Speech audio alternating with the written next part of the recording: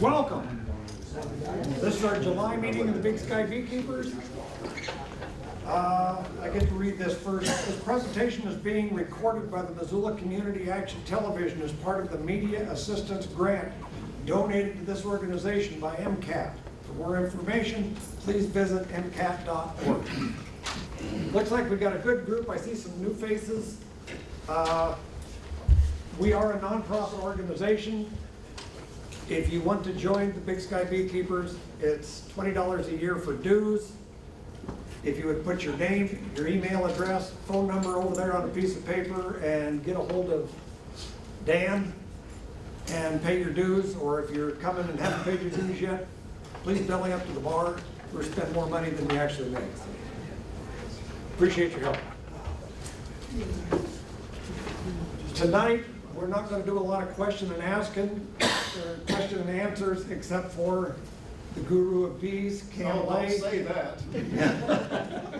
He is the Montana State Entymologist. He was retired after 30 years of agricultural regulation official in South Carolina. He's attended 5 colleges in the process of getting 2 degrees and has been described as a good example of why you don't let your children play with bugs. Cam's going to discuss, he has a slideshow and a presentation that covers a bunch about bees and what's going on in the world and what's going on here, and maybe some do's and don'ts and what have you. And I'm going to turn it over to Cam. Okay, all right. I haven't done anything yet. All right, yeah, you go. I'm sorry. Okay, so as is this focus? They don't call me Dead Eyes for nothing. I can't tell. Is it good enough? Of course, this is like 6-point type on this thing. So I'm Cam Lay. I am the state entomologist. This is my contact information. Please do not hesitate to call me. We don't provide a lot of services to hobbyists. We are funded primarily, actually funded exclusively by registration fees and that kind of thing. But if you have a phone calls are free, questions are free, emails are certainly free. So if you have a question about your bees, by all means call me. Today we have 78 slides. I know some of you are thinking, oh my God, we won't get out of here till 11. Not a whole lot of organization. If I had letters after my name, they would be OCD and ADHD, and so we're going to go through honeybee biology just a little bit. I assume that probably the majority of you have bees or you know a little bit about bees. We're going to hit some of the high spots, some of the basic stuff, talk about the regulations, talk about the commercial industry, the pollination industry, how they work, and whoops, well, that was not good. Oh, okay, the switch is on the corner. And a few points from various meetings and things that I have been to. If you have a question and you're afraid you're going to forget it, I have some short-term memory problems myself. I had a motorcycle accident last year, killed a bighorn sheep with my head. So if you have a question and you think you might not remember it, by all means interrupt me. I have slides to get me back on track. If you forget, it might be gone forever. Quick look at the rules. Most of you guys are probably hobbyist beekeepers. That means you have less than 10 hives, 10 or fewer. Registration is voluntary, and there are no geographic restrictions. This is a landowner operation because I have more than 11 now. But this is my operation. My wife likes for things to have little yellow flowers painted on them, so all of our beehives have yellow flowers. As do the boxes that the pigs and sheep get transported in, and if we ever get a big pickup truck, we'll probably have to have flowers on that too. There are some municipalities in the state that require you to be registered with the Department of Ag regardless of how many bees you have. I don't know why. The extra revenue is nice, but that's not us. If you want to be registered, we will certainly help you out. The next step up, at hive number 11, you become a landowner. Registration for landowners is mandatory. Registration is $19, by the way. You can have any number of hives, but you have to own the land and you have to personally manage the bees. Now, you are looking at the beekeeping program. Okay? There are no jackbooted bee police who are going to come out and subject you to a custodial interview to see if those are actually your bees or not your bees. As Charlie said, I did 30 years in South Carolina as a regulatory official, badge and gun. I am just as happy to not be doing that anymore. We do have some problems with the landowner registration. No disrespect to you, ma'am, and thank you. Been there, done that. We do have some problems with the landowner registration because people in the commercial business, let's go to that, commercial beekeepers have to register. There's a 3-mile buffer between commercial sites. If Smith has a site here, nobody but Smith can have sites in a 3-mile radius. I'll go into this in a little more detail, but suffice it to say that for 19 bucks you can tie up 28 point something square miles of everybody else's property. It's a pretty good deal if you're a commercial beekeeper. What happens is we have people who try to meet, shall we say, the letter of the law without meeting the spirit of the law. I have a landowner beekeeper in Kalispell who is 92 years old and walks with a white cane because he's blind. There is no political payoff in me going up there and asking him if those are his bees. Clearly they're not. We have a few other similar situations. We also have pollination sites. These are also exploited. They're requested by the landowner. Somebody that's growing a crop needs bees to pollinate that crop. Most of you guys probably aren't much into that. This is from 2014, but it hasn't changed much. Most of our beekeepers, ignore this, just pretend these numbers are Smith, Jones, Brown, Green, okay? This is just individual beekeepers. Most of our beekeepers are small scale, less than a few hundred hives. We have a few out here that go up to 14,000, 15,000 hives. These are our big commercial guys. When we get to talking about pollination contracts and money, last year pollination contracts were 175, 180 bucks a piece. If you can do arithmetic, 15,000 hives, 180 bucks a piece to go to California for 2 months and pollinate almonds. Yeah, it costs a lot for the trucks to take them down there, but now you understand why some of these guys collect things like airplanes. In Montana last week, we had 190 registered beekeepers. That's very stable. Had 191 last year, 169 in 14. The increase is mostly landowners. I would say that perhaps the increase is mostly successful hobbyists moving up to landowner status. 42 of those sites are registered to commercial beekeepers. They're their houses where they keep a few bees. We have 9 small-scale beekeepers, including a couple of hobbyists, that have re-entry documents. They are not necessarily partnered with commercial beekeepers, but if a commercial guy's got 10 extra spaces on a flatbed truck going to California, and you can make 1,800 bucks off of those 10 spaces, then there's a lot of hobbyists who will say, by all means, take my hives to sunny California, and I'll, split the money with you. We have, when you hear that there are, bee crises and bees are disappearing, we've got 195,451. That's self-reported, so take it with a grain of salt. Beehives in Montana, as of this week, we had about the same number last year. Managed honeybees are doing just fine if you manage them properly. Keep in mind they're livestock. You got to manage them like livestock. I'm going to say this a number of times tonight. You've got to feed them, you got to shelter them, you got to keep them warm, you got to medicate them, you got to take care of them. You can't stick them in the backyard or they die. This is our German exchange student.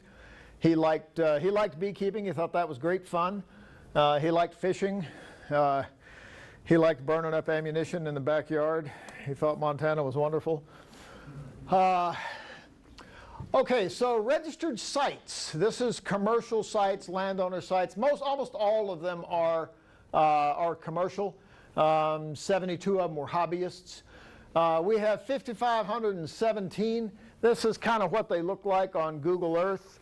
You'll see a collection of beehives. Sometimes they're out on a dirt road in the middle of nowhere. Sometimes they're right next to the freeway outside of Bozeman. You've doubtless seen these as you drive around. These are your commercial guys. They come in They drop them off, come in with a small flatbed truck, drop them off for a few months here in Montana to get over having been in California. Every now and then they get stolen because they are out in the middle of nowhere.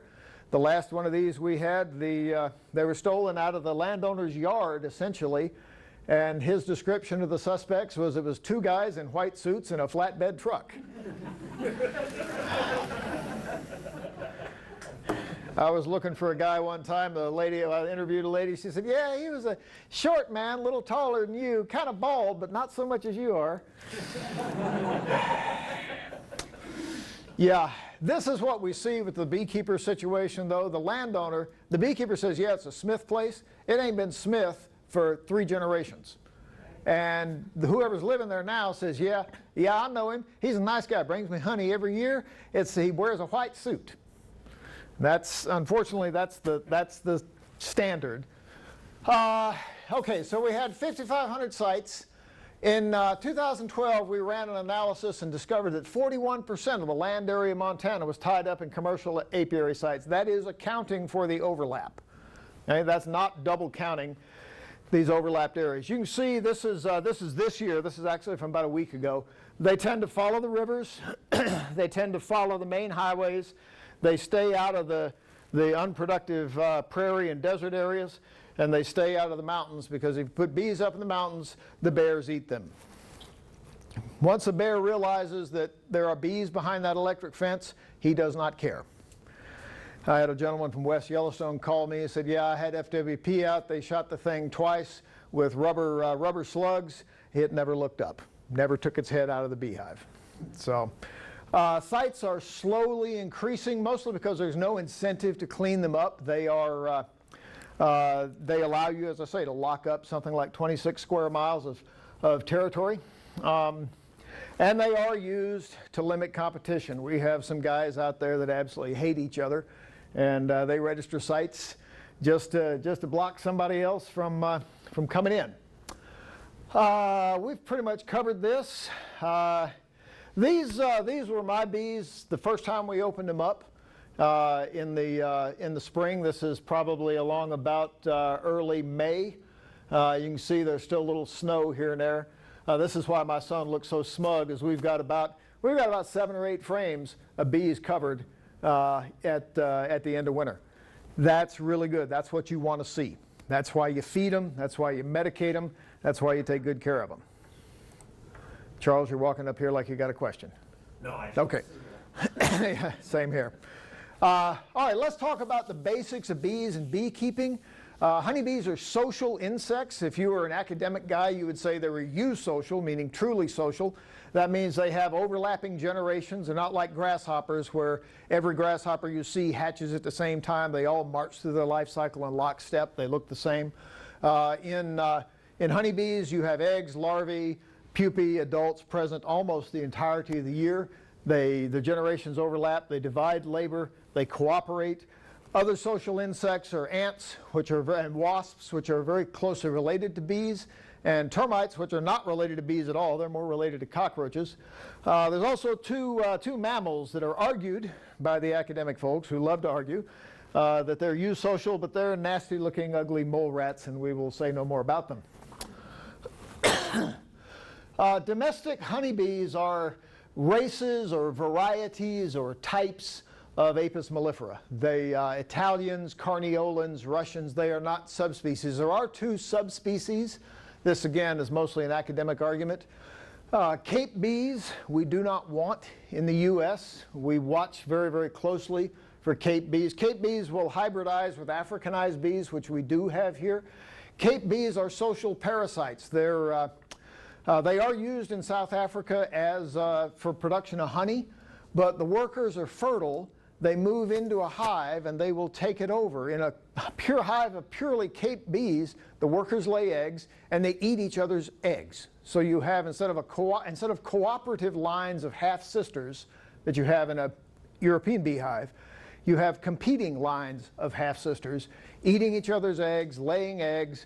Eventually, they will raise a fertile queen that will suppress most of that. But if they move into a hive of European honeybees, they will take it over. They will suppress all the reproduction except their own. they can't out-reproduce a fertilized queen, and the hive eventually dies. So we absolutely do not want these things here. We don't want Africanized bees here, but that horse has left the barn. Fortunately for Montana, Africanized bees swarm very, very readily. They abscond very, very readily. That's really good for dealing with predators. It's really good for dealing with parasites and disease. When your nest gets nasty and dirty, you just leave. You go somewhere else. It's not good for maintaining the kind of stores that you need to get through a Montana winter. So while I have no doubt, given the amount of traffic we have from California, that Africanized bees have been introduced up here, I'm also reasonably confident that they won't survive the first winter. Okay? If you get grumpy, the other reason they won't survive is if you get grumpy bees and you're a commercial beekeeper, you burn them.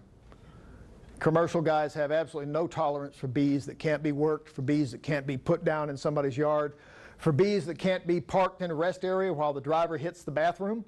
If their attitude there is, let's go kill those people in the Toyota, you can't transport them. All right. That works well with my accent, doesn't it? Okay, there are several varieties of bees. Most of us either keep Italians or Carniolans. I'll hit those in a minute. Some people with money to burn may be buying Russians. Anybody here have Russians, raising Russians? Are you trying Russians? How do you like them? Don't know, I haven't got big enough to really tell you. Okay, all right. I hear some people absolutely love them. Some people absolutely hate them. They say they're hard to manage. They're kind of like, well, I'll cover this. Also, we have Caucasians and Germans. Years ago, people raised little black, dark German bees.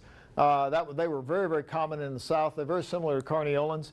We also have some hybrids, the Buckfast bees from Brother Adam at Buckfast Abbey, Minnesota Hygienics. And then we have some proprietary bees, the Starline bees, the New World Carniolans. Those are actually brand names.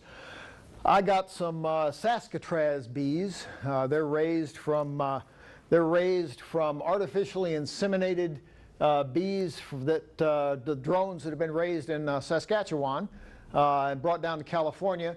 They're supposed to be very cold tolerant, very productive, very gentle. I'm kind of in your situation with them. We'll see. We'll see. There are some folks here that raise their own queens. Brian Rogers up in Great Falls calls his the Montana Mutts. They're just local bees. They're locally adapted, cold adapted bees. They seem to do very, very well. There's a guy out on the Olympic Peninsula that raises bees in that very wet, cold climate. He says they're very, very resistant to nosema.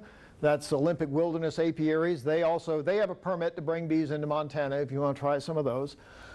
These are the governor's bees. They live in a linden tree out in front of the Capitol building in Helena. They've been there about 3 years. This is really good survivor stock. Nobody's managed them. Nobody's maintained them. Every now and then they swarm. And I get the opportunity to go out there and be the governor's bee boy because he wants to have bees. You know, the president has bees on the Capitol grounds. Well, Governor Bullock Bullock wants to have bees on the Capitol grounds as well.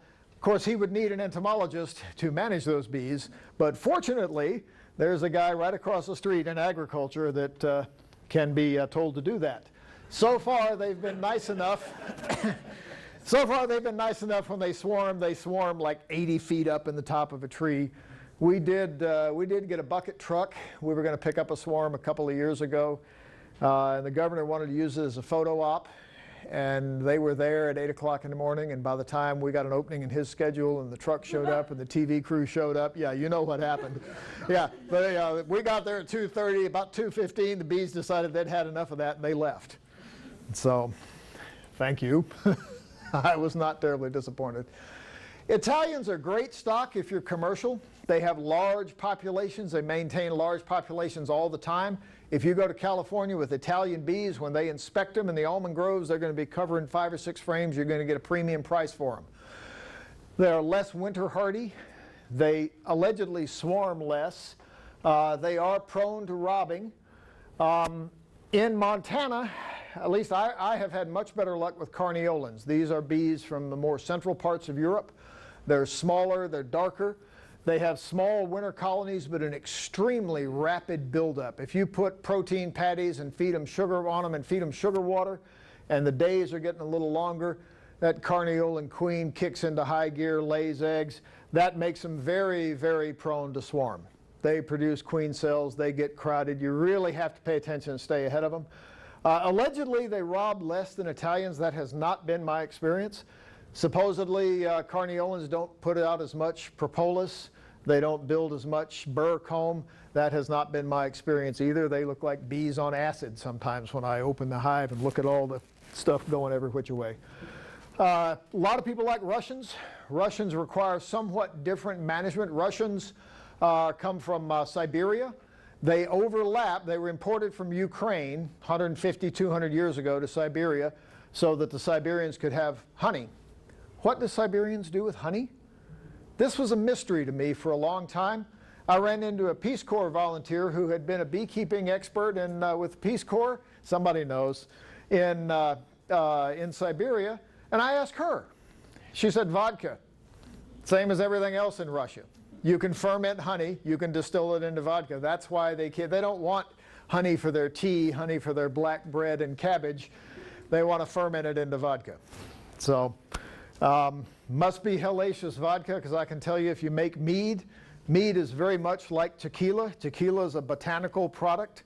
That plant sap has all kinds of high molecular weight alcohols and weird stuff that ferments out into other weird stuff. Honey's the same way. You got high molecular weight sugars. Mead will give you a terrible hangover. I suspect the Russian vodka made from honey might too.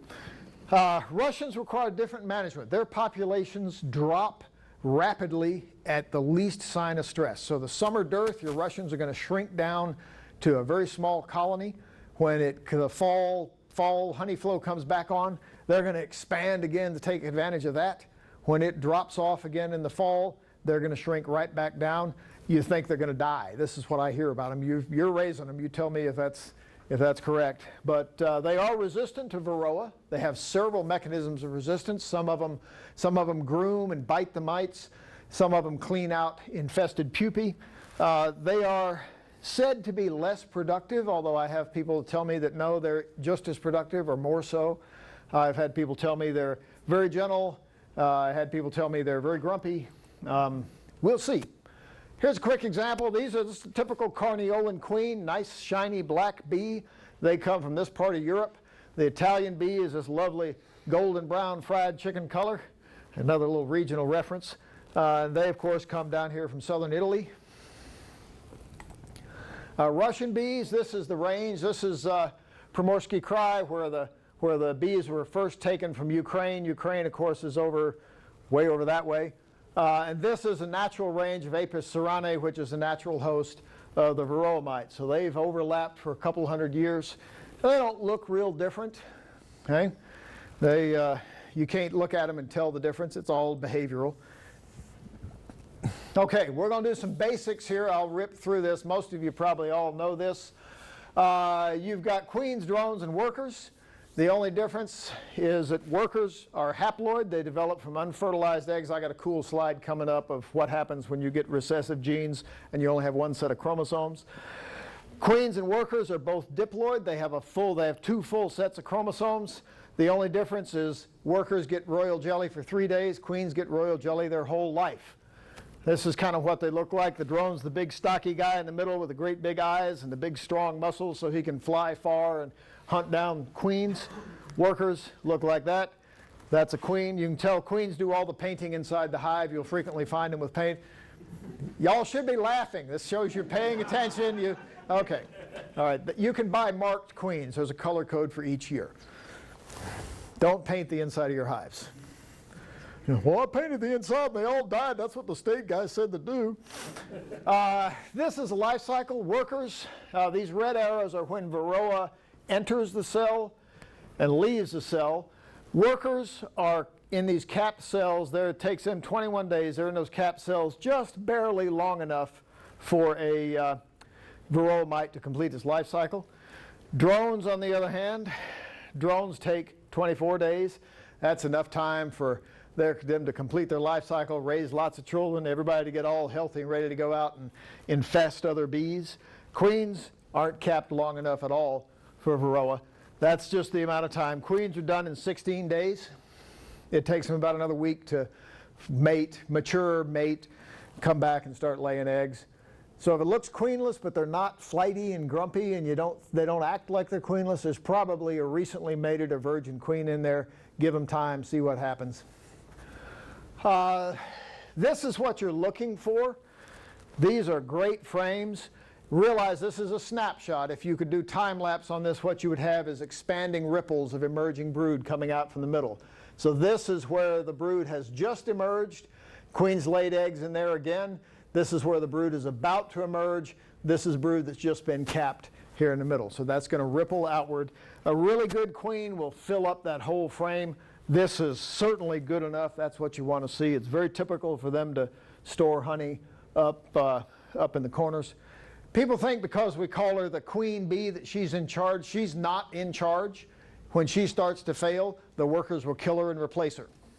It is a democracy, but it is a ruthless and heartless democracy. If you think that honeybees are a good model for human behavior, I don't want you as a neighbor, because they do everything from steal from each other to eat the children when times get hard. Although, there have been times that I have said, you know, we got 3 of them, just let him go ride his bicycle in the creek. Queens, that's pretty good. Queens regulate colony behavior by their pheromones, by their odors, by their smells. When they start to get old, the smell decreases, and that's what prompts all of this replacement and all. That's kind of like a perfume. If you come home, your significant other might be wearing the perfume that says, take out the garbage and clean the kitchen, damn it. Or they might be wearing the perfume that says, come here, baby. Now, this is the way they communicate. Drones do nothing. They hang around and eat. They do, when they do end up in the hive in the wintertime, they all get thrown out. You can see this. When the days get short and it gets cold, the worker bees drag them out and throw them off the front edge and don't let them come back in, and they eventually freeze to death. This one, I think, has just about had it. This one is still wondering what he did wrong. I would do my baby, what did I do routine, but I always lapse into Bill Clinton's voice, and I probably shouldn't with an election coming up. Drones are all haploid. They have one set of chromosomes, which means they're 50% related to each other and 100% related to the queen. They mate with virgin queens in drone congregation areas, which are usually prominent landscape features, cell phone towers. I've had calls from people working on cell phones say, man, I'm surrounded by bees. And I tell them, well, they're just drones. They're just looking for queens to mate with. And unless that's you, dude, you know, you got nothing to worry about. They die immediately afterwards. This guy, he's up here thinking, oh, baby, you're the one for me. It's going to be forever. And she's thinking, in about 30 seconds, I'm going to snap you off the back and go get me another one. Their genitalia tear loose, and they just sort of spiral down to a dusty death. The queen will mate with 15 or 20 drones. A good queen will mate with 15 or 20. You want a lot of drones in your area if you're raising queens, or if you're letting your hives requeen themselves. Drones are a good thing. If there's not a lot of drones out there, you may get some little Southern Baptist queen that goes out there and mates with one drone and comes back, and that's not what you want. You want the party girl that's going to go out there and mate with 12, 15, 20. I said this at a meeting one time, and some woman in the back said, yeah, you want you a queen from Butte, don't you? I had just moved to Montana. I did not know what the reputation of Butte was, and I thought, well, I guess, I don't know. And then we went to St. Patrick's Day in Butte and thought we were lucky to get out alive. I worked Bike Week in Myrtle Beach one time and said, no, I ain't ever doing this again. You know, same kind of experience. All right, so let's talk about drones. They have one set of chromosomes, so whatever gene is on those chromosomes is expressed. This is a gene essentially for blindness. These drones do not develop the pigment in their eyes that makes it possible for them to see. And because they don't have a matching copy of that chromosome with a functioning gene, it's expressed, they're blind. They have all the other normal behaviors. They will leave the hive to go find a queen, but of course, since they can't see, they fly out and they fly around and around until they're exhausted. They can't find their way back either, and they eventually die. So how does that persist? It persists in the few queens that get raised, because they have 2 sets of chromosomes. They have another copy that's functional. It persists in them, and a certain number of their drone offspring end up like this. This runs in lines. So if you see this, I hate to damage anybody's business reputation, but if you see this, perhaps you ought to not buy queens from them for a couple of years and let this thing work its way out. Okay? Workers. Workers start off as nurse bees and house bees, cleaning cells, making royal jelly, doing that kind of thing. Then they move into cleaning up and doing the ventilation duties, and eventually they end up out there foraging, bringing back honey and pollen, or bringing back nectar and pollen. Notice I said earlier that these were related lines of half-sisters. So where's a good example? This one down here, well, let me find a, this is not a bad example, high enough for you to see. See how dark this bee is compared to, say, that one or that one? These girls here, they probably had an Italian drone, or mostly Italian drone for a father. These probably had more of a Carniolan drone for a father.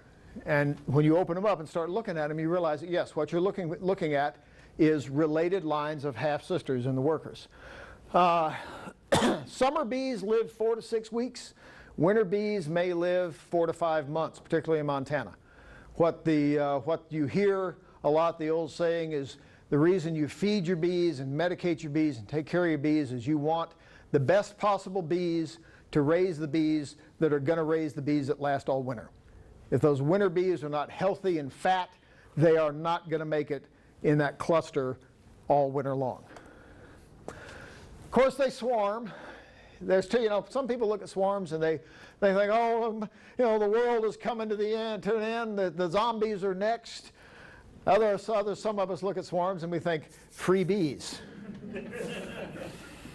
I've literally gone out to pick up a swarm and found 2 other beekeepers there stamping their little feet, disgruntled because somebody else got there first. The trick with swarms, this is one up in a tree here, this one was fairly low. I always suit up for swarms. People tell you swarms are gentle. If you pick up a swarm, look at your gloves. You're going to have 200 or 300 stings in those gloves, no matter how careful you are. I don't know how people stand that without gloves, but I do the full suit to pick up swarms. Knock them into a box, knock them into a bucket. You can pick them up in a paper bag, for that matter. As long as you get the queen, when you set that box down, they will all obediently troop inside because she produces pheromones. It smells like queen. It smells like other bees. That's where they want to be. This is obviously a big, tall ladder. I strapped the box up on top of it with a bungee cord, waited 20 minutes, and every single one of them went inside. You look like Wile E. Coyote super genius when this works. Children will just be in awe when you pull off a trick like this. The old queen goes with the swarm. So swarms are often worth picking up because somebody's $50 Russian queen may be in the middle of it. This one is obviously marked, but sometimes, however, since the old queen goes with the swarm, you're going to get the old, spent, exhausted queen. One of my coworkers and I picked up what must have been at least a 5-pound swarm a while back. It has turned into the world's largest collection of laying workers. They're going to die. I don't know any other way I don't know how to fix them. There is really no good, easy way to fix a hive full of laying workers. But it sure looked like a good deal when we had a ball of bees that big. Many people, when they pick up a swarm, automatically requeen it, just because it is the old queen. It's not always the good one that they just bought. Most of the time, it's an older queen that is kind of at the end of her productive life cycle. Where do they go when they swarm? They go anywhere that's not good for them. They go out to the airport, where the airport fire department sprays them with firefighting foam because, I don't know, because rough, tough firefighters are scared of bees, I think. They go way up in the top of a tree where nobody can get to them, and then eventually they end up in somebody's attic where they get sprayed with Raid. They go in underneath a barbecue grill. This is in Florida. These are probably Africanized bees. Just looking at the comb structure and how quickly they built it, and the fact that they're in Florida, that I don't know that for a fact, but that just kind of says Africanized bees to me. They're not smart, they're just bugs. What do they do in the wintertime? This is my house in the wintertime. And we had 53 inches of snow. You can see where I sent stepdaughter out with a tape measure to measure it. She was not happy. And there's my beehives with the, snow. Snow is actually a pretty good insulator. It'll melt, they'll melt the snow back 5 or 6 inches on either side of the beehive. Bees cluster together in a little ball. They agitate, they vibrate their wing muscles to generate heat, and that's how they get through the winter. They eat honey to produce the energy they need to do all that wing muscle vibrating, all that pec flexing, okay? And as long as they have enough honey, they will survive. As I say, this winter, when I took this picture, some of those nights were 59 degrees below zero. I live up in the mountains outside of Helen, outside of Clancy. It was really, really cold. They did fine. Every single one of them survived. If they don't have enough to eat, they will starve, and you will find them like this, head down in the cells, frantically licking out every last drop of honey as the temperature drops because they can't keep themselves warm. They have plenty of pollen. Pollen doesn't provide. They were all set to go through, to have a big population boom next spring, had lots of protein stored, not enough carbohydrates, and they couldn't generate enough heat, and they all died. I bought I like gadgets. I discovered, I was at a meeting and the guy next to me had a thermal camera clipped to his iPhone. He said, oh yeah, they're $150 on Amazon because they fit the iPhone 5, and when the 6 came out, they were obsolete. And actually it was $140 by the time I bought one. And they're cool. It's a nice gadget. This is a live hive in the wintertime. That's the cluster. That's the heat from that little ball of bees right there. You can see the heat rises, so does the moisture. You always want to ventilate your hives because as they eat that honey and generate that heat, they produce moisture which goes up to the top, condenses, and then drips down on them, and that will kill them. This is a dead hive. No heat, no cluster. Same thing with the thermal camera. And this is all I do to them is wrap them up in tar paper. And as you saw from the previous picture, sometimes I don't even do that. All they need is enough to eat, a good tight box, and a little bit of ventilation to keep the moisture down. If you follow the Facebook page, the Montana Beekeeping Forum, Vance Galbraith posts a good bit on there. Vance he leaves his bees wrapped almost all summer. His argument is they're a tropical insect, they don't mind the heat, we live in Montana.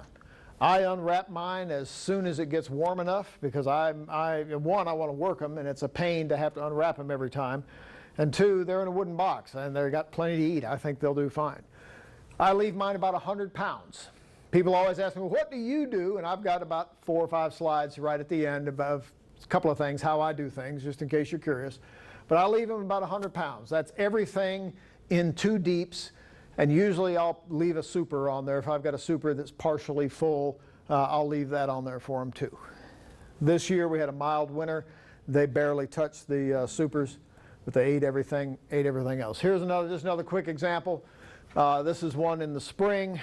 You can see it's got a nice cluster down here at the bottom. They'll cluster anywhere in the hive. Sometimes it's high, sometimes it's low, sometimes it's on one side. Notice also this is the heat and the condensation escaping at the top.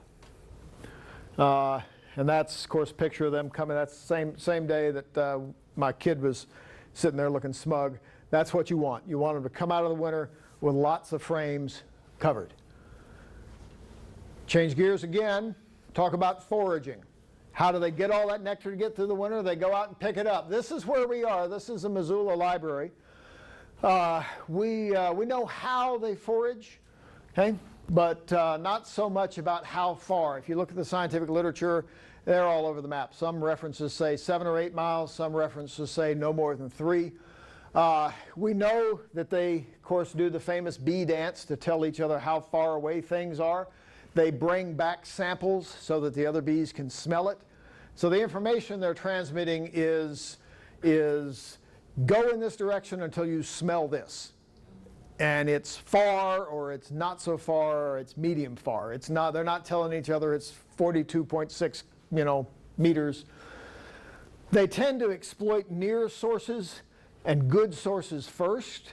If you have complaints about bees getting in your neighbor's hot tub, that's where that could be relevant. If you put them out a really good source of water that they like, that's closer than a neighbor's hot tub and better than a neighbor's hot tub, they will go to that instead of the neighbor's hot tub. Unfortunately, they like things that are salty, icky. Mine, I put out water for mine. I've got a creek, we've got sprinklers. Where do they go to get water? They go to the back of the barn where we keep the hogs. And that's the water they like, because it's got salts and proteins and God knows what all else in there. All right, so that's why they go to the hot tubs. But give them a source of water close if they're bothering the neighbors. Also, for that matter, make sure you give the neighbors honey. Make sure you give the neighbors beeswax candles. You can make mustache wax and give that away. Then you'll look stylish just like me. Make sure the neighbors see your bees as an advantage, as a feature, not a bug. All right, so the average is about 2 to 3 miles. This is 1 mile from the library. That's almost to the M up on the mountain. That's 1 mile. Of course, 3.14 square miles. 2 miles is a little farther than that. That's right out about here where I can't read what highway that is. It's too blurry. Right about where the other highway comes in. About halfway, about almost to the edge of town, halfway to Frenchtown. 3 miles is the limit for commercial beekeepers. If you had a commercial beekeeping site on the roof of the library, this would be the area in which nobody else could put a commercial bee site. That's a heck of a deal. If 7 miles is actually the distance they go, if you were in Helena, that's a right good bit of this is where I live. That's a right good bit of space that they are foraging over, and they are going to forage over everything in that area. Anything that's got sugar in it, whether it's somebody's garden plants or whether it's nasty Coca-Cola residue in the garbage can at the university. So a brief digression. Given that they forage over 153 square miles, can you have organic honey? I don't think so. No, you can't. Because you can't control what they're foraging on. Nevertheless, people do sell organic honey, and the USDA does certify organic honey. That means that you're not using anything other than organic products inside the hive. Also, this is a product of Brazil. This is a product of Canada, and this is I've got them backwards, and this is a product of Brazil and Canada. I don't think that we're controlling what the Brazilian beekeepers do to this extent, but you know what they say about opinions. Everybody's got one. All right, so let's talk about foraging. There are geographic restrictions. They are there to prevent the spread of disease. If you were to, as we did a couple of years ago, we had some folks petition the legislature to change that. And all the commercial guys showed up and they said, oh, no, we need this to prevent disease and to preserve resources, because if you put too many bees out there, they'll just go out, they'll suck every flower dry. I'm not sure you could do that, but perhaps it's possible. Those are the arguments for. The arguments against are based on things like the fair trade regulations that say that if you are trying to move into this area, that you can't conduct your business. You can't expand your business. It's a closed shop. It's a cartel. It's a monopoly. These are 3 different commercial beekeepers. You can see they tend to segregate themselves out into territories. There is some overlap. We do have some grandfathered sites. The triangles here are landowner sites and pollination sites. As you might expect, we have a lot of conflicts, because this is what the 3-mile circles look like. This is an area in Gallatin County. You can't keep bees there. This is a request that somebody had to put a site right here. It conflicts with 7 or 8 other sites. This is the Missoula Flathead area. There are large parts of the state of Montana that you could not put a commercial beekeeping site in if your life depended on it. This generates some conflict. It generates effort to circumvent the law. It makes it very difficult to generate voluntary compliance in the regulated community. Can you tell I've been a bureaucrat for 30-something years? And in my opinion, it breeds contempt for the law because it's unenforceable. And you don't want unenforceable laws out there because then people ignore them and they ignore everything else. Okay, soapbox over. Why do beekeepers migrate? They migrate because bees got to eat, and there's nothing to eat in Montana in the wintertime, so they go to California. And almonds are actually pretty good for bees, other than the tremendous amounts of pesticides they spray on them. And the beekeepers have to eat too. They say that, honey pays the rent, honey makes the minimum, pollination makes the money. This is a guy unloading bees. Actually up here somewhere, I forget, this is a gravel pit. What you see down here, not all of these are grubby little plants. Most of these dots are bees flying around. This is 1,200 hives in one location. They just got off the truck. They are not happy. Yeah. So this is what it looks like. We passed 17 of these trucks one morning, and that was the number we counted after it occurred to us there were a lot of them we should start counting, going to Billings from Helena in the fall, all heading for California. They need so many trucks at the same time that a lot of these guys also run trucking companies so they can make money. And a truck's not making money if it's not moving, so they can have something with the trucks to do in the off season. We have about 50 of them that go to California. All of them are commercial. Truckload is 350 to 400 hives. It costs them several $1,000s to get down to California. But again, they're making a lot of money off of that, even after you take out your expenses and your liability and your drivers. Honey makes money too. This is a tractor trailer load of honey supers coming into a warehouse. They hold the supers at 90 degrees in a heated warehouse. This is a medium-sized operation out around Billings. Certainly not the biggest I've seen, but you get an idea of the scale of commercial beekeeping. Almost every outfit in the state has one of these big production lines. Why they don't combine the resources for something that gets used for a couple of months a year, I don't know. They're all very independent. Some might even say beekeepers tend to be on the eccentric side. But this is what their commercial operations look like.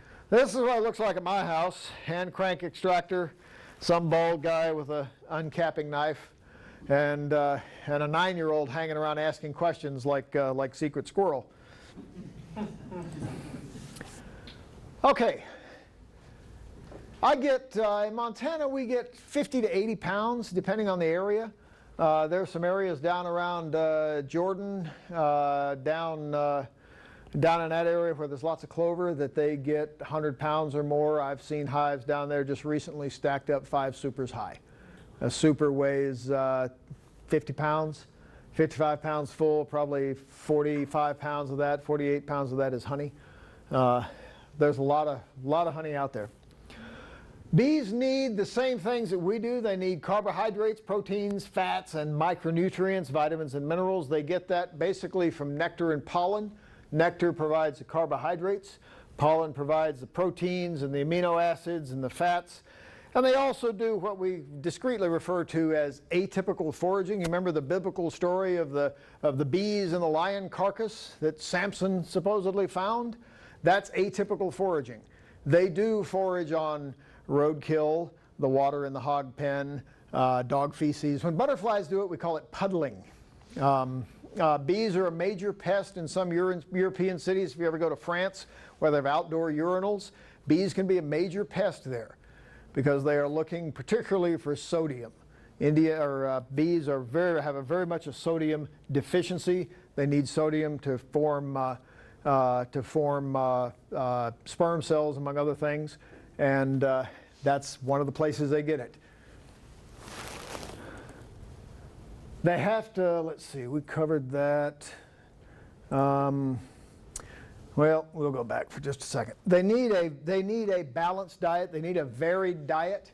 Okay? They need a minimum amount of proteins of 20 to 25%. There are 10 essential amino acids they have to have in their diet. There are some pollens that are very, very good. Almonds, canola, clover, and vetch are all very, very good. There are other pollens that are not so good for them. You know, they don't forage at all on corn. Bees tend to pick up things that are in the same size range as pollen. They'll pick up sawdust. They'll pick up road grit. They'll pick up microencapsulated pesticides. And they'll pack that into those little cells just like everything else. So you want your bees on an area where they have a variety of plants. That's why they're bringing them to Montana, where they have a variety of plants to forage on. Change gears again, talk about diseases real quick. We are past the halfway point if you're counting. American foul brood is the most important acute bee disease, and it is the only regulated bee disease that we have in Montana. If you have American foul brood, the normal recommendation is going to be to burn the hive and all the equipment with the bees in it. Foul brood spores last. This is the same or closely related bacterium to anthrax. You hear the stories of, you know, the guys that went into King Tut's tomb got anthrax because the spores last so long. That's one reason it's a biological weapon, is that the spores last almost forever. Foul brood spores will last at least 50 years. You cannot cost effectively decontaminate the equipment, at least not on a small scale. Yeah, you can send it to California, have it irradiated. You can boil it in boiling paraffin if you want to have a 55-gallon drum of boiling paraffin in your garage. I don't. I've seen the videos of people, you know, blowing their houses up just trying to fry turkeys. The normal recommendation for foul brood is to burn the hive.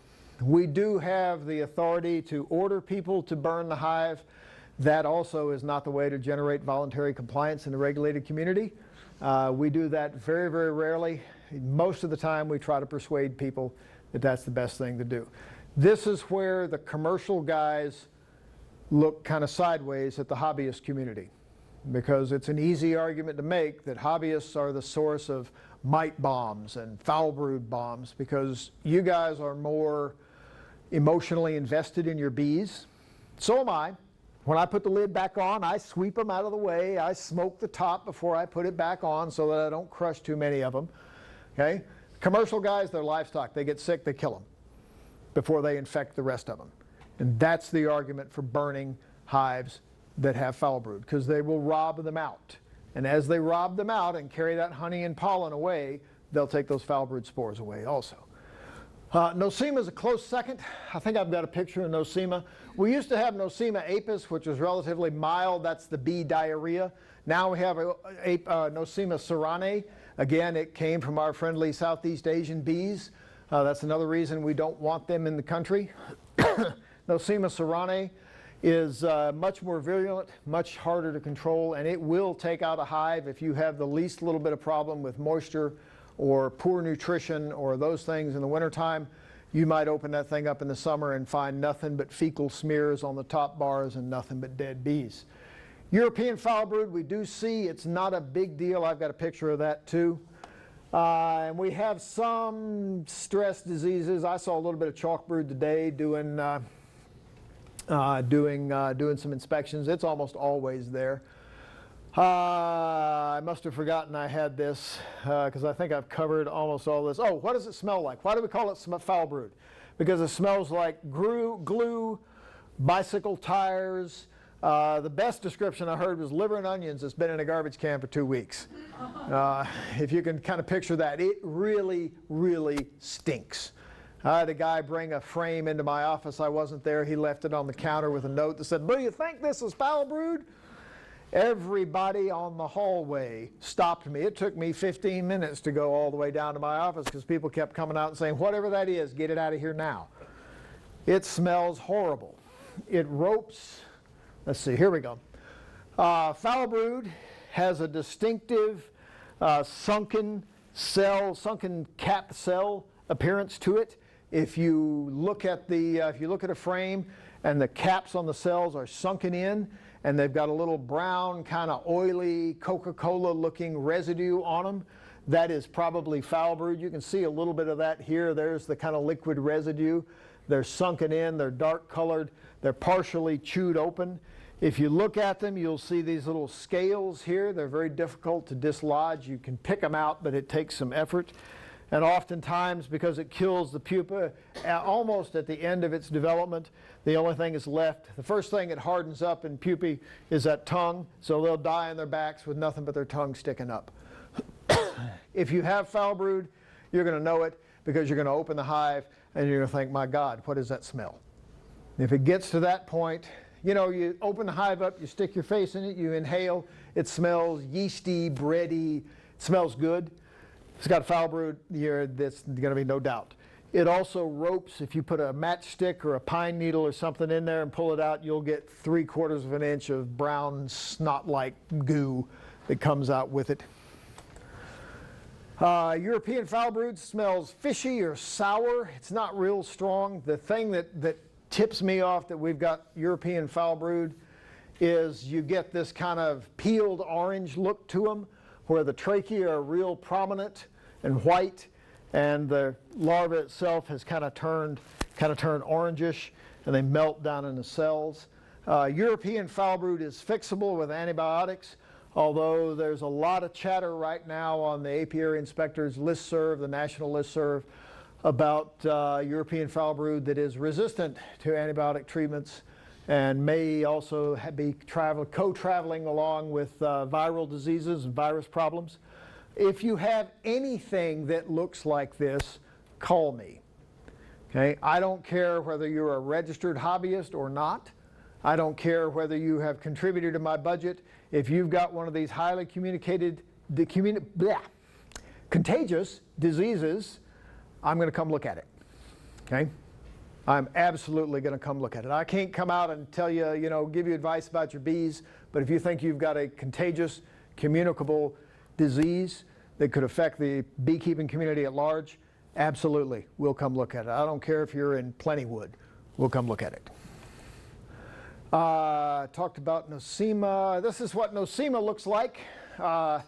It is essentially bee diarrhea. Bees don't relieve themselves the whole winter long. The first spring day, you can see them launching out on those cleansing flights, pooping as they go.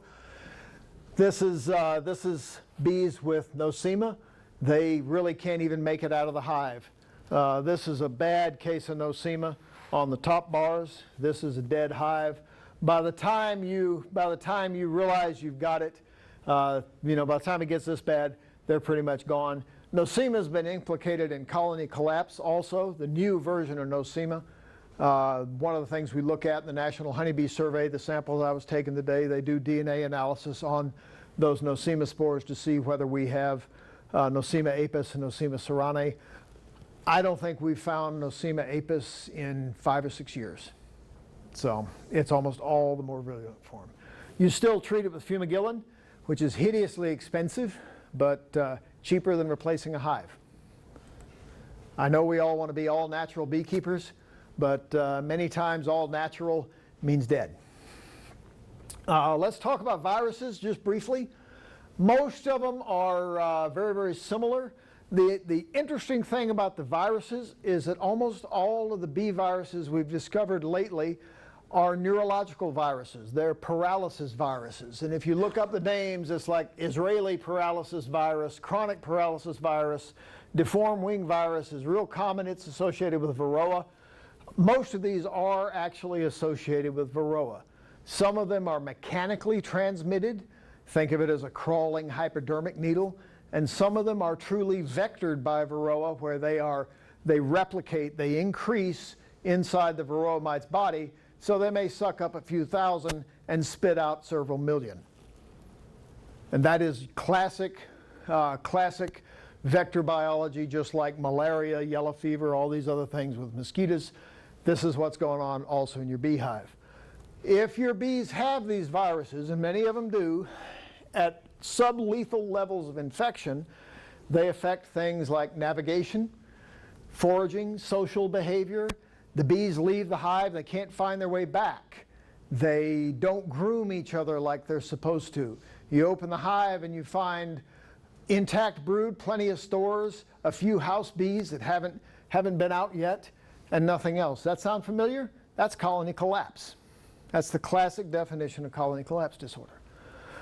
Okay, let's talk about deformed wing. If you see this, you have a mite problem. There's one in here that is hard to see.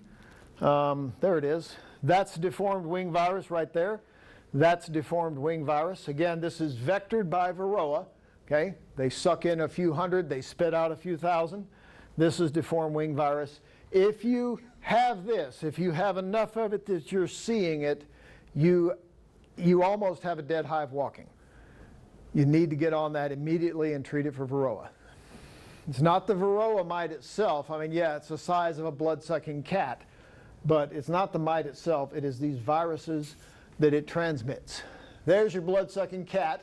If you scaled it up, it would be about the size of a dinner plate. They do an awful lot of damage to bees directly by poking holes in their skin.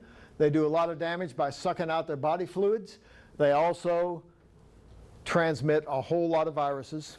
This is the one thing that you have to do. You have to treat for Varroa somehow.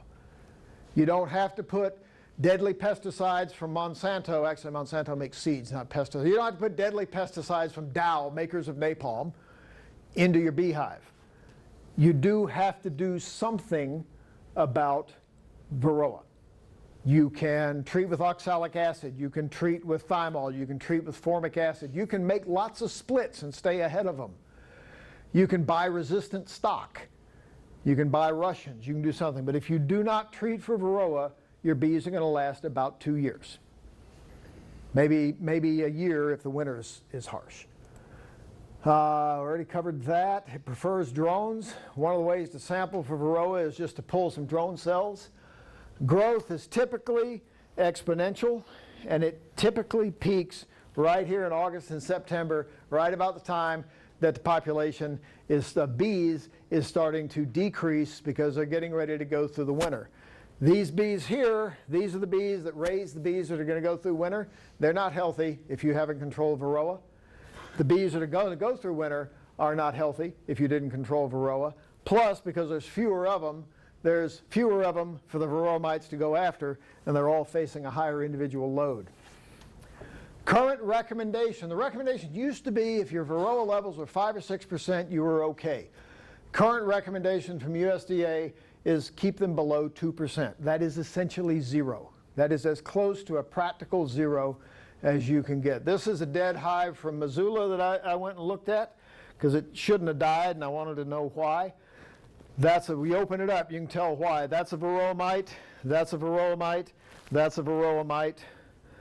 That's one, that's one, that's one, that's one, that's one, that's one.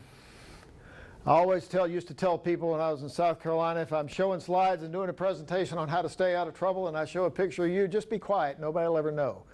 So if this is you, just don't say anything. Okay, these are all Varroa mites, all these dark spots. Most of these white spots are male Varroa mites that have died inside the cell after they mate and just end up out here. So this is a mite bomb. This is just a terrible mite bomb. Okay? Don't do this. Don't do this. Because what's going to happen as they get weak, they're going to get robbed out. And as they get robbed out, you know what's going to happen? Many of those Varroa mites are going to go with the robbers. They're going to climb on board and go home with the other bees. How do you sample for Varroa? Lots of different ways. You can do an alcohol wash. You can do a powdered sugar roll. You can wash them with soapy water. Take 300 bees, put them in a jar of soapy water, shake them up, pour them out in a pan, add some more water. The Varroa mites will sink to the bottom. You can count them. Sticky boards, monitor your mite drop daily or weekly. See how many mites you've got. What I do is I take an uncapping comb and I stick it in drone cells and pull them out and just look. And if you do that on a regular basis, you got more drones than you'll ever need. If you do that on a regular basis, you'll get a feel for when you have too many Varroa mites. That's what this individual is doing. That's a Varroa mite. This is a dead hive walking. If you get to this point, there's not anything you can do. That is way too far gone to have that many mites. A lot of people just treat. That's what I do. I look for them, but I don't monitor them because I know they're going to be there and I know I have to treat. So I treat. I just flat treat. There's several things you can do. You can use conventional pesticides like Apivar. They're pretty much resistant to Coumaphos. They're pretty much resistant to fluvalinate. I would not spend my money on those products, frankly. Again, sorry, here I am on camera damaging people's business. But there's just too much resistance to these products. Apivar, which is Amitraz, still works very, very well. I use that in the fall. You can also use organic acids, formic acid. The Mitaway Quick Strips are formic acid. Oxalic acid, you can use lactic acid. HopGuard is out and it's registered. I use oxalic acid with a vaporizer. Essential oils work fairly well. You can use resistant stock. Nothing's a silver bullet. There's nothing you're going to be able to do that's going to be a one-shot, one-time, never have to worry about it again. You are going to have to manage Varroa for the life of that hive, or it's going to die. This is one of the things that I do. I use an oxalic acid vaporizer. I have a Verox, and I have a I forget what the other brand is, but it uses a diesel engine glow plug. If you buy one of the less expensive ones, the Verox is about 165 bucks. If you buy one of the less expensive ones with a diesel glow plug, don't cool it off for the next run by dunking it in water. Glow plugs are not designed to be shock cooled, and they won't survive many of those excursions. You put 2 grams of oxalic acid in here, it sublimates off.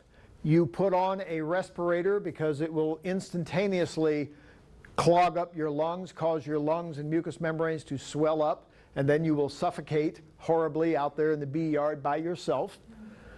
Okay? You vaporize it inside the hive, you seal it up with rags, you let it sit for 10 minutes. You really can't see, this is the vapor coming out of one of my top entrances. Okay? And you do it with a 12-volt battery. 12-volt battery is good. I've got about 24, 25 hives. I can treat every single one of them with a 12-volt battery. First treatment takes 3 minutes. Last treatment takes about 4.5, but it still gets through them all. Works like a charm. This is how I sample for mites. I take an uncapping fork, stick it in the drone combs, flick them out. There's one. That's about it. That's pretty good. One mite in a few hundred or a few dozen drones. That's pretty good. I'm quite content with that. There are, we've kind of covered most of this. You got to either have good bees, you manipulate the hive, screen bottom boards and small cell foundation. A lot of people like that. I'm a little skeptical of screen bottom boards here in Montana because it gets cold. I've got some. They don't seem to do a great deal of harm. I did have some hives die when I had screen bottom boards on them, but everything else died that year too. So the learning curve is a little steep in its early stages and rather expensive. There is no academic statistical evidence that says that screen bottom boards are an effective standalone control for Varroa. Same with small cell foundation. It sounds perfectly logical. Smaller bees develop faster, gives Varroa less time to develop. You get fewer of them. As a standalone, there's really no academic, statistically valid tests that say that small cell foundation makes a big difference. People still buy it. People still sell it. A lot of people swear by it. I'm kind of a numbers guy in that regard. A lot of people put drone comb in there. You buy that special foundation that makes nothing but drone comb. That's an effective technique. Probably not all by itself unless you really go at it, and then your hive is producing lots of drones that you're feeding to the chickens to get rid of the Varroa. I'm not sure that that is also cost effective compared to some of the other things out there. I talked about splitting hives. That simulates swarming and absconding. A lot of people that tell you they're treatment-free beekeepers, that's what they do. They just split constantly. They split every hive every year, and they stay ahead of Varroa reproduction by doing that. There's some new technology coming. It's going to be very interesting. We don't have GMO bees yet. It's much more complicated to manipulate the genetics of an animal because there's simply more genes, more chromosomes. and the development is much more complicated. There are people working on that.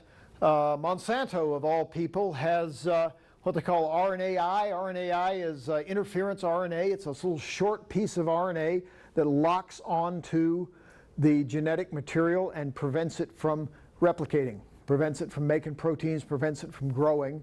And you can actually feed it to them, and it will flat kill the daylights out of varroa mites. That's in beta testing. It is being tested out in the field right now.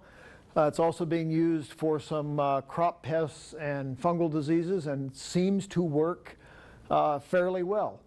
Very, very interesting, very, very complex technology. This is a kind of thing that when I was an undergraduate in the mid-70s, this was science fiction. Manipulating DNA, manipulating chromosomes, locking out sections of DNA so it couldn't reproduce, couldn't be used for anything. That was pure science fiction. Now it's desktop machines that you could probably, actually most of us could afford if we had to. Bottom line, you don't treat for mites, the bees are going to die. Okay? I don't make a whole lot of definitive statements in biology, but this is one of them. If you don't do something for mites, your bees are going to die. Let's talk about pesticides. I spent 30 years as a pesticide regulator. Most of what they said we did was investigated ag crimes, but most of what we did was regulated pesticides. Colony collapse disorder is one of those things that has been said to be a pesticide problem. I talked earlier about the viruses. The viruses certainly mimic the effects of neonicotinoid pesticides, or you could say that the neonics mimic the effects of viruses. Certainly I can tell you from personal experience that having a major concussion mimics the effects of being a drug addict or being really drunk or whatever, but it's not the same thing. The effect is the same. Saving the bees is extremely fashionable. Everybody likes a mystery. It's kind of like the Mary Celeste, the famous ghost ship. It's probably a combination of a whole lot of different things. And like most things, the public part of the debate is not really based on science. It's based on people's perceptions. It's based on people's feelings about large multinational corporations, pesticides, patented seeds, and all of that. Here's one paper. It says exposure to clothianidin has no impact. It's on canola. Beekeepers will fight to get to put bees on canola. It's such a good crop. Here's another one that says there are multiple routes of exposure for honeybees living near ag fields, and it does terrible things to them. First off, we have to define what's normal. The U.S. average in 2014 was 30% of the beehives died. 2015 was something like 46%. They had terrible summer losses. USDA says 15% is reasonable. That should be the target. If you're raising cows and expected 15% of them to die, you'd be laughed out of the Stockmen's Association. But with bees, we're expected to take 15% losses or more routinely. Loss in Europe is about 20%. In 2014, the range was 2% to 50%. That's essentially statistical noise, essentially the same as ours. When I talk to beekeepers, some of them say my losses are consistently 5 or 6%. Some of them say, yeah, my losses are 40%. Sometimes they go to California and they get hooked up with a grower that doesn't pay attention and nukes their bees with insecticides. We've got several guys here in the Missoula area that got sprayed with Dimilin, an insect growth regulator. It kills brood. Everything looks fine because the adult bees aren't dying, but the brood isn't going to ever develop. So you get back to Montana and all of a sudden you have 450 dead hives. That's not good, obviously. But when the losses vary so much from operation to operation, when one guy says it's 4%, one guy says it's 40%, that tells me that to some extent there is a management component here. Okay? I don't mean to be throwing stones, but there is definitely a management component. Some guys have better stock than others. Some guys treat them more, feed them more. Some bees are just subject to more stress from nutrition, disease. Maybe they're in a bad location. I looked at some today that had very little stores. They had lots of brood, lots of pollen, very, very little nectar because the area they were in was dry. They weren't getting any forage. They came back from California full of almond honey and almond pollen, and they've eaten it because they got put down in a dry area that last year was a great spot. This year it's not. So you can just sometimes put them in a bad spot. Some of it's just luck, you know. Some of it's just luck. The weed district goes by and sprays your beehives. You know, I was home one day, went out and had a short but very intense conversation with the Jefferson County weed person after they had launched a 60-foot plume of blue herbicide into my pasture. They say they won't do that again. Let's talk about the survey results. We took pollen samples. I'll summarize this for you. What it is that bees pick up everything in their environment. It doesn't matter whether it's an insecticide with bee protection labeling on the language, says do not apply when bees are foraging, or whether it's a herbicide or a fungicide that allegedly doesn't affect bees and has no bee protection labeling. They pick up every single bit of it. That says to me that that label language is insufficient, and the research that they base that on is insufficient. The reason for that is when you test pesticides, you test a single compound. You don't test mixtures. You don't say what happens to a bee exposed to a fungicide and then exposed to an insecticide, or a herbicide and then an insecticide. You test one compound. The targeted life stage is adults. They don't test bee brood. They test the adults. You take 100 adults, you spray them, you see how many die. You calculate that until you get what they call the LD50, the lethal dose of 50%. That's the dose at which 50% of the population dies. That is the standard for pesticide testing. It's easy to measure. They're either dead or they're not dead. And it's quick. You don't have to wait for brood to develop. They don't test for behavioral effects. They don't test for sublethal effects. They don't test for combinations. They don't test for reproductive and developmental effects. All these things are extremely important to social insects. They're also the things that make the neonicotinoids very, very effective on social insects. There are some neonicotinoid termiticides out there that are just hell on wheels for termites. They work like a charm at very, very low doses because they break down those behaviors that social insects rely on. I think I hit this. Oh. Herbicides and fungicides are not tested on bees because they're not the target organism. Herbicides and fungicides, you can get on the internet and look up scientific papers all day long and find out that, you know, interestingly enough, herbicides and fungicides have a tremendous effect on, let's see, I've covered that, have a tremendous effect on bees. A lot of herbicides have arsenic. That's pretty poisonous.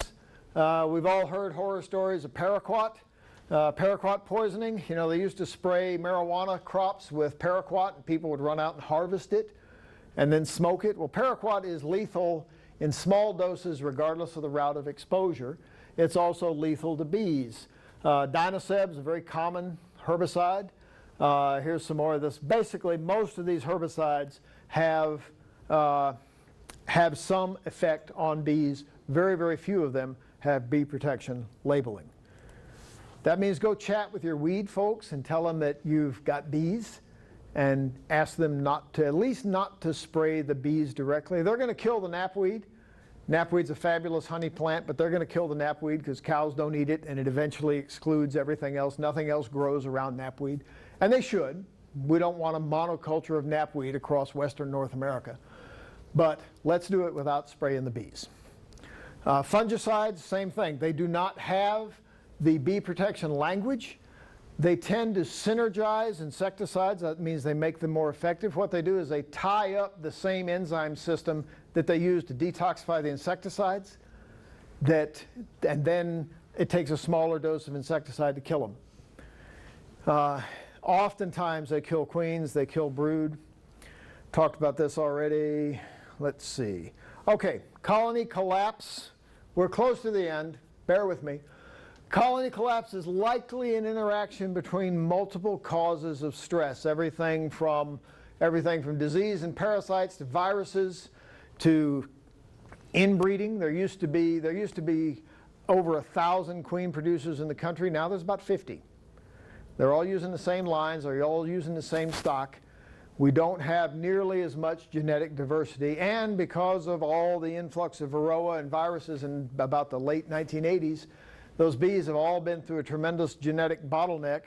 All we're dealing with now is that narrow little population that got whacked by varroa. Now we're dealing with that small subset that came through that bottleneck. Migratory beekeeping is very stressful for bees. You load them on a truck, seal them up for a couple of days, and truck them from California. Yeah, that's stressful. There's not going to be a simple answer. To me, the bottom line on this is, beekeeping is kind of the red-headed stepchild of agriculture. Everybody wants bees around, but nobody wants to give up.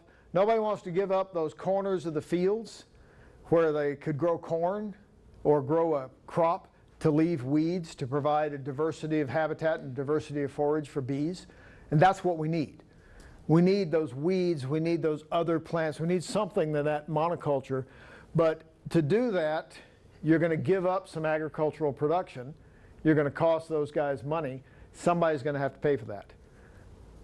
The extra cost for a loaf of bread is probably trivial. The cost to a beekeeper when he doesn't have forage or when his bees get sprayed is very, very significant. We just need, as a society, to decide if that's acceptable and who's going to pay that price. I think I covered that as well. Okay, let's talk about bee tricks, stupid beekeeper tricks, and then I'll be done. All right, here's my advice to you when you go to the bee yard. Always have tape, okay? Don't do the bee in my bee suit dance. It's really not that entertaining, particularly from this side of the bee suit. What you need to do is get them to hold still and just pinch the thing, but many people will not hold still. Smoker fuel, don't buy pellets. Find somebody that's got a horse. Half the world cooks with dung. It makes excellent smoker fuel. And then you might get the satisfaction if some pothead steals your smoker out of the back of your truck. You may get the satisfaction of sitting there thinking, dude, that bong you made out of my smoker? Let me tell you what that black residue really is. But it makes excellent smoker fuel. Lots of different kinds of hive tools. I really like my J-hook hive tool. It works a lot better if you grind off some of this hook so that it will slip down between the frames more easily. We're talking about wooden beehive frames. You don't need a 1/4 inch of stainless heat-treated steel to pry those things up. You need a lot less than that. I grind that thing off a little bit so it works better. Wear a hat in your bee suit. Yeah, that's my deadly multinational chemical company hat. I got that. I did some consulting with Bayer down in Florida when they brought out one of their trematicides. They gave me a hat. They paid me too, mind you. I don't work for nothing, but they did give me a hat. It's the only white hat I got, so I wear it in the bee suit because it matches. My mother would be so proud. Feeders. Huh? Why? Why? Oh, I'm sorry. Because if you are leaned over and the bee suit brushes against your face, that will be the very spot that an angry bee is waiting to sting you. If the wind blows and it blows it back and that comes up against your face, that will be the very spot that an angry bee is waiting to slap that thing into you. And then you get to go out to dinner with your friends that night, all swollen up and talking like this. So, okay, feeders. Bees drown in feeders. Feeders bulge out and get stuck. How do you fix that? You put a piece of screen wire. You were asking me earlier about galvanized metal in bees. They don't seem to mind that. It doesn't seem to hurt them. So I bend up some hardware cloth and put down in there, and I've got some little wooden blocks that I put in the feeder to keep them lined up in the same, so they don't blow out quite so much. And I staple them in there with a staple gun. Lowe's and Home Depot will put those cheap Hitachi staple guns on sale every now and then. That is the thing for making frames and doing this kind of stuff. It is wonderful. These also, the screen wire, I say it blocks cell building. It does a little bit. Most of what I'm trying to do is keep this thing from pressing up against this frame and making it impossible to get any of them out. Also, recycle your old frames. This is a frame from Lance Sundberg. Lance has been in the bees business. Lance's family's been in the bee business for 100 years. And when you buy a nuke from a commercial beekeeper, I don't mean to cast aspersions, they're not going to give you their brand new frames that they just bought last year. They're going to give you those frames that great-granddaddy put together that probably have residues of everything from DDT to God knows what on them, to arsenic. What do you bring with you? I make a list. To some extent, I make a list because I'm still having some short-term memory problems. But I've always been the guy with a, with a to-do list in his pocket. Make a list. Take everything with you. Always bring water. Bring wash water. I really like these. Detergent jugs for wash water because they got that little valve on the top. You can just hold that thing down and wash. I wash my gloves off when they get real sticky from one hive to another, particularly if I'm going, today I've got about 6 pairs of gloves with me because I'm inspecting multiple operations, and I'm not going to use the same pair of gloves to handle bees from one guy's hive that I am from the other one. And if you've got more than one site, or you're going over to the neighbors to work his bees, or you're going to go work a friend's bees, $20 pair of gloves is a whole lot cheaper than replacing a hive if somebody happens to have a communicable disease. Sugar water, I feed my bees a lot. I would much rather them draw out foundation on 50 cents a pound sugar than I would have them draw out foundation on honey that I can sell at work for $6 a pound. It's just straight economics. And if they take some of that sugar water and make honey out of it, well, after it's been run through a bee, it's honey, right? Yeah? So I feed them. I feed them to keep them built up. Statistically, the academic folks will tell you that from a survival standpoint, feeding them sugar water makes absolutely no difference. That's fine with me because I know that, again, they're drawing out foundation. If they're drawing out foundation, they can do that on 50 cents a pound sugar. That's perfectly fine with me. I feed them patties. I keep patties on them all year long. Yeah, that gets expensive, but you can buy a 40-pound box of patties down from Global Patties in Butte for a lot less than you can replace a hive with. I try to be organized. I try to have a box for trash. I try to have a box for, bee suits and that kind of thing. Don't bring the dog. Okay? Especially black. Yes. Yeah, dogs have terrible predator breath too, and they run around, which excites the bees. And the other problem with the dog is, dogs are social. When they interact with each other, when they have an argument, the submissive dog, rolls over on his back and exposes his soft underbelly and says, "I give up." And the other dog usually leaves him alone. Bees don't speak dog. When he rolls over on his back and says, "God, leave me alone," they just sting him more. Poor thing. Okay, bring a sting kit also. Bring something to bring nails and screws to fix things, because you're going to find broken woodenware. Bring something to light your smoker with. I use a blowtorch, cheap Home Depot blowtorch with the automatic button on it.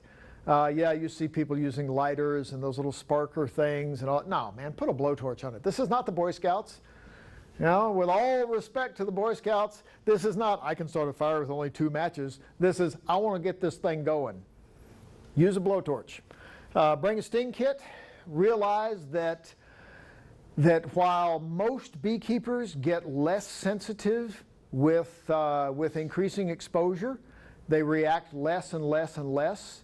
There's about 0.06% of the population that gets increasingly more sensitive to bee venom with increasing exposure. How do you know if you're in that lucky 0.06%? At some point you will get a sting and you will swell up and begin turning blue and having trouble breathing. That's not a whole lot of fun. How do I know this? Guess who's in that lucky 0.06%? Okay? So if you start having repeated increasing problems, you get stung on a finger and your finger swells up, that's normal. You get stung on a finger and your hand swells up, yeah, maybe. You get stung on the finger and your arm swells up to your shoulder and you get hives all over your chest, you are hypersensitive. You need to trot yourself down to your local allergy doc and start on that series of injections that's going to make you, with luck, unsensitive, which is what I've done. It's a pain in the butt. I get a shot every 30 days. but my reaction to bee stings has gone back down to normal. Previously, I found myself out on a dirt road about 15 miles north of Fort Shaw with nobody around and no cell phone reception, drinking the children's Benadryl and wondering if I was going to make it back to the paved road. So don't mess around with this. If you start getting these systemic reactions, go get a prescription for an EpiPen, get yourself down to the allergy doc, and get it straightened out. Question? What's in your sting kit? In my sting kit is 2 EpiPens, 2 bottles of children's Benadryl because it's hard to take a pill when your throat's swollen and your mouth is dry, and one of the medicines for acid reflux because it also suppresses that histamine response, and I forget which one it is. I think it's Claritin, but it gets that last 10%. So I have EpiPens, Benadryl, and Claritin. The EpiPen will keep you alive. If you get an EpiPen prescription, they'll send you a little DVD, and it has a group of happy Cub Scouts on a camping trip, and one of them gets stung, and he uses the EpiPen, and everything is okay. An EpiPen is adrenaline. It's a shot of pure adrenaline. You're going to shake. Your heart rate's going to go up. You're probably going to puke for half an hour. It's not going to be fun, but you're not going to die. Okay. Again, that's my advice to you for that. Let's talk about moisture and ventilation. Moisture is bad. Mold is bad. Moisture causes mold. Ventilation is good. If you have these commercial telescoping covers, cut a notch in the top. I've got a couple of screws. There's one of them. Those are my spacers. You can also glue something on there if you want to. If you want to be fancy, I've got lots of leftover sheetrock screws, so I just run them in there. That keeps the lid off of that, gives me a little bit of ventilation, and then in the wintertime that lets that moist air out. If you don't, you will get mold on the inner cover, dead bees covered with mold. This is mold and moisture damage. You can see the condensation here is moisture damage on there. That tells you that in the wintertime you have a moisture problem. Top entrances work real well. I leave mine open in the wintertime. They don't bother a thing. Again, bees are not heating the space. They're just keeping each other warm. The bees on the outside move to the inside when they get cold. The bees on the inside, when they've had their turn to be warm, they move to the outside, and the whole cluster just kind of rotates around like that, and they all live. You should keep records. You don't have to have a form. You don't have to have a computer program. You don't have to dictate to Siri on your fancy iPhone, although you can. If you've got one of those little Bluetooth things, you can be out there like Buck Rogers saying, "Siri, take a note." I find that a little obtrusive sometimes, but what I do is I write on the top. There are Sharpies work well, but they fade in the sun. There are paint pens that you can get at Staples that write with India ink or actually write with paint. That's what this is. It lasts forever.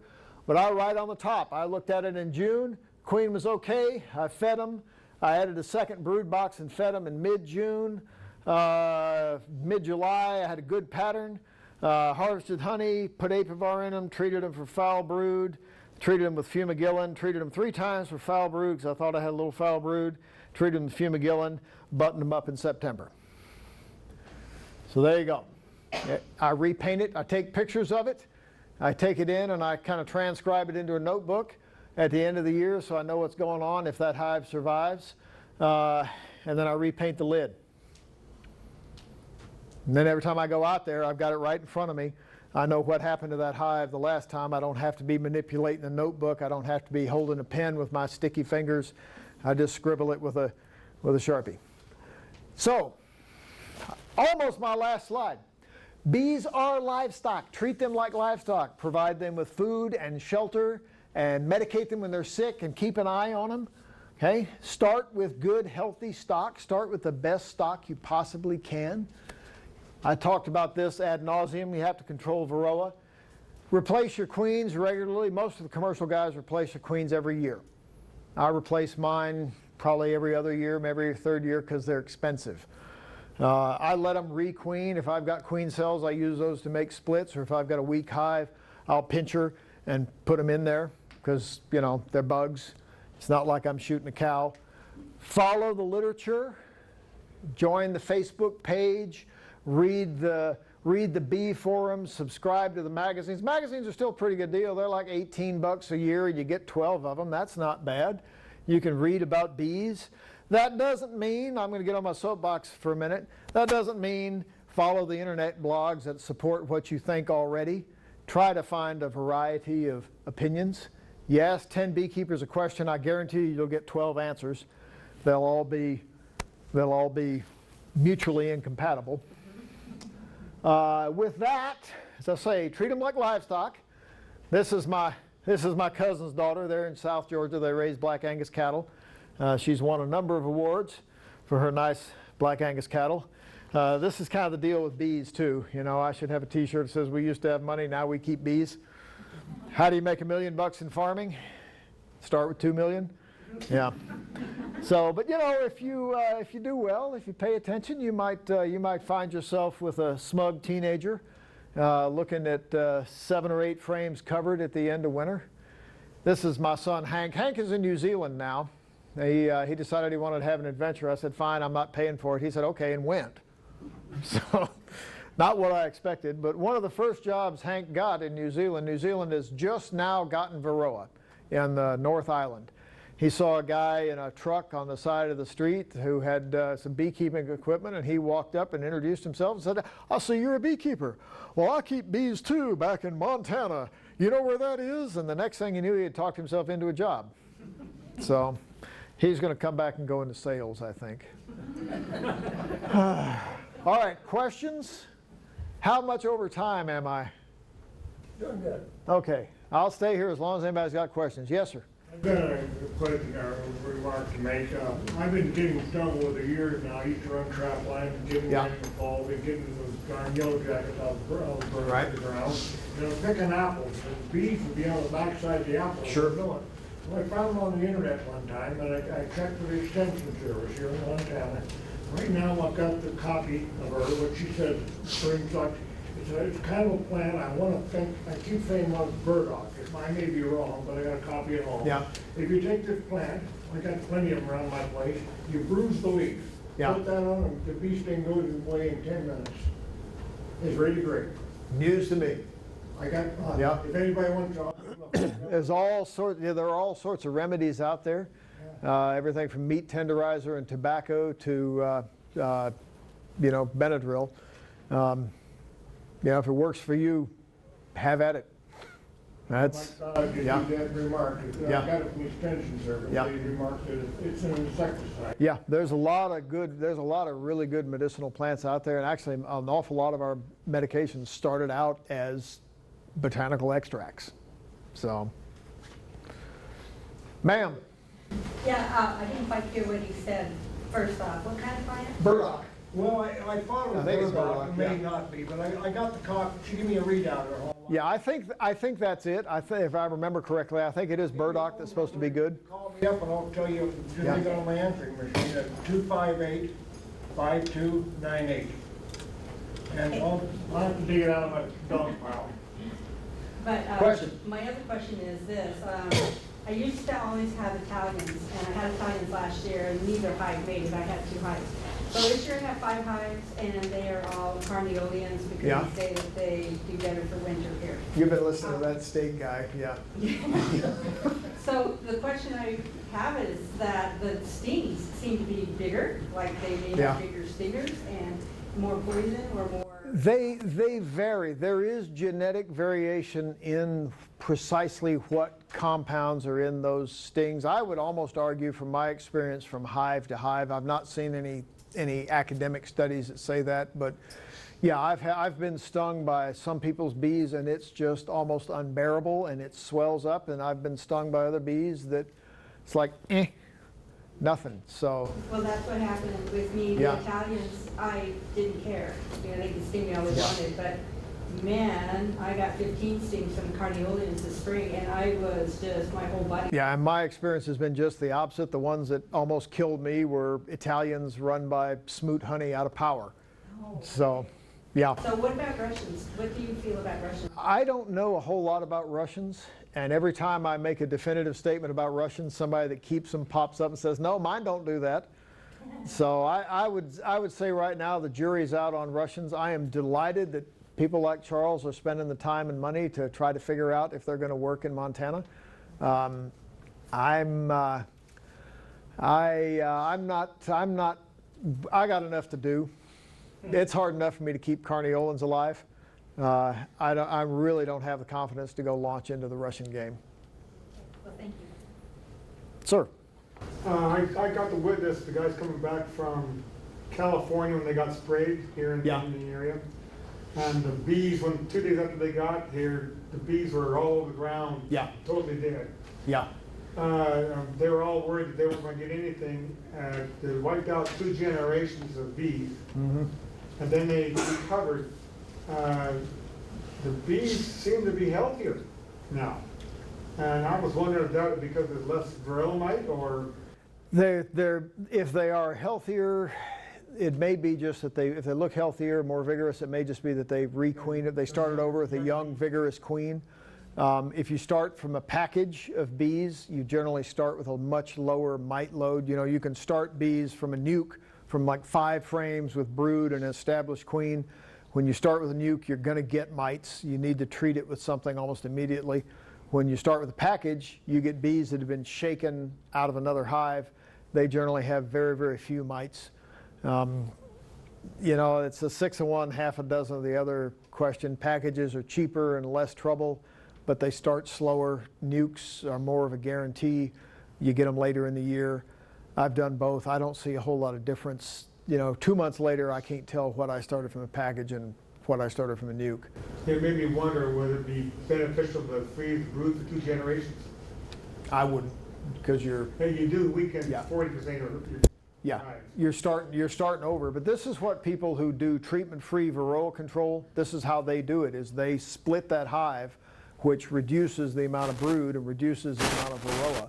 Or they'll shake them all off onto drawn foundation with no mites at all. And that's a manipulation that drops that mite load tremendously. Same as killing all the brood like happened to our 2 guys here. I don't know, sir. How often do you recommend treating? I treat with oxalic acid in the spring when I first open them up because there's no brood. Oxalic does not kill mites in the brood. It only kills exposed mites. I'll treat them 3 times a week apart as they are recovering from winter. And then after I harvest honey, which is usually August, usually late August, sometimes early September, I'll put Apivar strips in there. Apivar is supposed to stay in there for 6 weeks, 42 days. Sometimes it's too cold to open them and take them out. Sometimes it's not. You know, I'll pull it. I'll either pull it at the last inspection going into winter, or I'll pull it in the spring when I open them up again. And that seems to be a very good integrated approach. I hammer them with one product in the spring. I hit them again with a completely different product in the fall. It's not cheap. It's about $6 a hive to treat them with Apivar. So, sir. Is there a time in the season that you wouldn't bother introducing a new queen? A new package of bees is $115 to $125. A new queen is 25 to 30. I'd take a chance. At a 5-to-1 payoff, if I thought they were going to die, I'd either and it was too many to combine with another hive, I'd take a chance and try to give them a queen. Regardless how late in the season? Yeah. Okay. Yeah, I know Just feed them a lot if you have Yeah, to. that's contrary to the accepted wisdom. You know, people say, gosh, if it's past about the end of July, they're not going to make it. But sugar, you know, I can buy a 25-pound bag of sugar for $10 and $13, and I can buy a queen for 25. I would take that chance if I thought I could save them, because you're going to kill queens. You know, I have dropped the frame back, or put the frame back in there just in time to see her run underneath the tabs. I have dropped a queen into a feeder right after I've filled it, and you know, watched her basically drown. They'll fall down in the grass and they're gone. Because you always want to pull the frames up and say, oh, look, there's the, whoops. You know.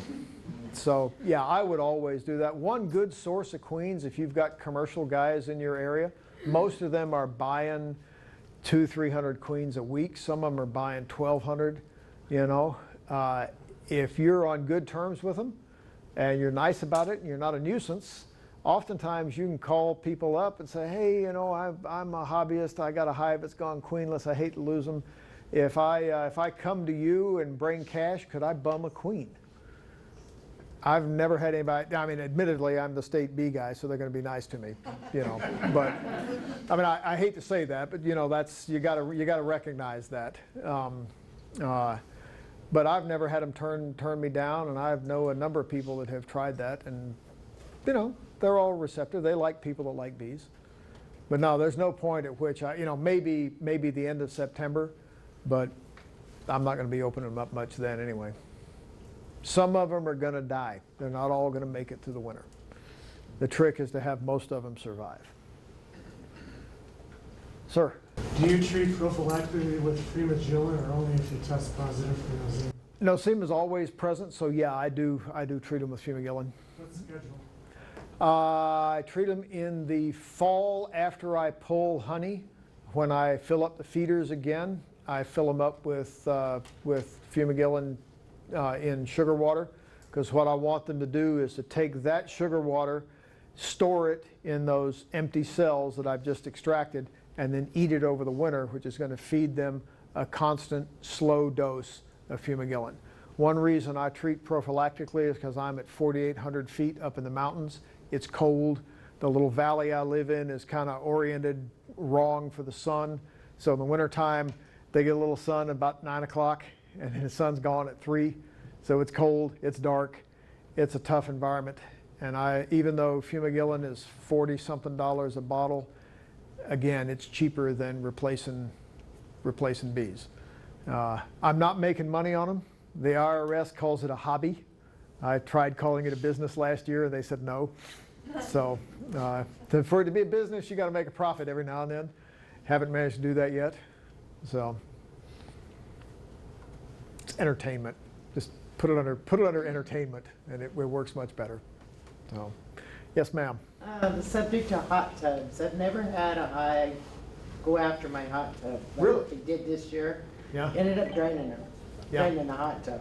Yeah. So, is this going to be something that's going to continue on? Some of them, Put out water? you know, some of them really like the hot tubs. They're creatures of habit. They like going to a particular water source. You know, the best suggestion I can make to you is make sure before you open up the hot tub, make sure they've got a source of water close to them. I have talked to a lady in Helena that had them go into the neighbor's hot tub they were just about to, you know, start having driveway sex where you meet your neighbor and say, screw you, you know. They were just about to come to blows over the bees, but she put up like a fence wall, just went down to the hardware store and bought 2 solid fence panels, put them up right next to the beehives. So now when the bees come out, they can't go directly toward the hot tub because they meet this wall. She says most of the time they fly off in the other direction, and that kind of reoriented them.